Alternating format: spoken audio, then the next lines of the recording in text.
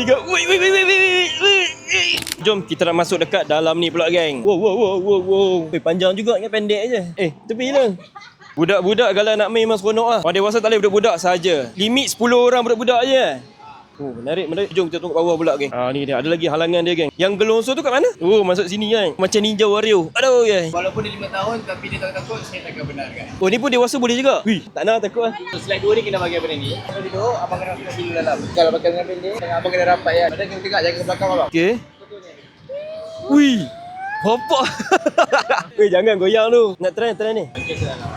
Okey. Abang masuk dalam. Peluk. Okey. Abang just duduk je jangan baring 2, 3. Wih. 3. Wih.